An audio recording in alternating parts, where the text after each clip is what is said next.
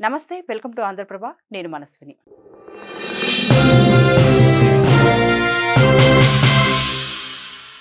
మార్చి నెలలోనే ఎండలు మండిపోతున్నాయి. బయటకు వెళ్ళాలంటేనే భయపడాల్సిన పరిస్థితి వచ్చేసింది. ఈ వేసవిలో మనల్ని మనం కాపాడుకోవడానికి అత్యంత ముఖ్యమైన విషయం డీహైడ్రేషన్ కాకుండా చూసుకోవడం.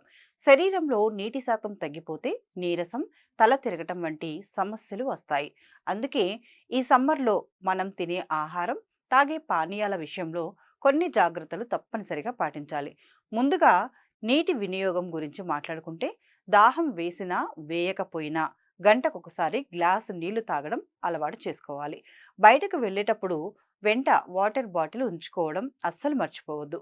కేవలం మంచినీళ్ళే కాకుండా మన శరీరానికి అవసరమైన ఎలక్ట్రోలైట్స్ అందించే సహజ సిద్ధమైన పానీయాలకు ప్రాధాన్యత కూడా ఇవ్వాలి.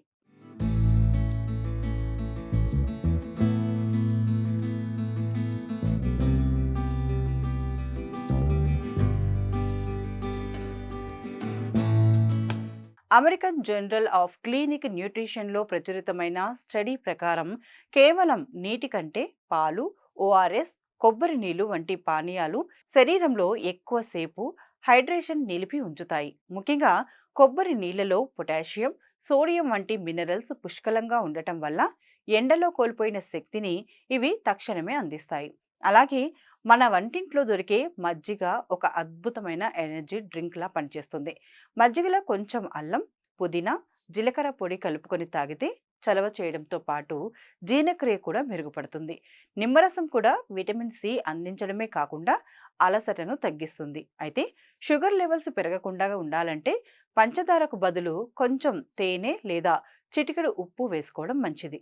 వేసవిలో మనం తినే ఆహారం తేలికగా అరిగేలా ఉండాలి. మసాలాలు, ఆయిల్ ఫుడ్స్కి వీలైనంత దూరంగా ఉండటం ఉత్తమం. పుచ్చకాయ, కర్బూజా, నారింజ వంటి పండ్లలో నీటి శాతం చాలా ఎక్కువగా ఉంటుంది.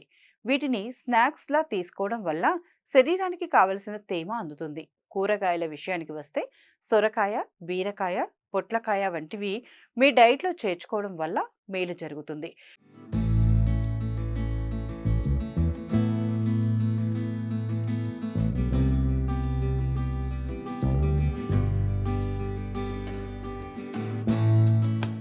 ఎండలో తిరిగేటప్పుడు ఒక్కసారిగా నీరసం రాకుండా ఉండాలంటే ఖర్జూరం లేదా పండ్ల ముక్కలను దగ్గర ఉంచుకోవాలి.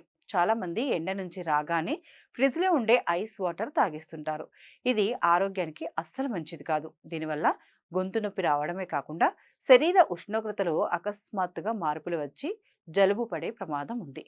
టీ, కాఫీలు శరీరంలోని నీటిని బయటకు పంపిస్తాయి కాబట్టి వేసవిలో వీటి వాడకం తగ్గించడం మంచిది. చివరగా ఎండ తీవ్రత ఎక్కువగా ఉండే మధ్యాహ్నం 12 గంటల నుండి 4 గంటల వరకు సాధ్యమైనంత వరకు బయటకు వెళ్ళకండి. ఒకవేళ వెళ్లాల్సి వస్తే గొడుగు, టోపీ లేదా కాటన్ కర్చీఫ్లు వంటివి తప్పనిసరిగా వాడండి.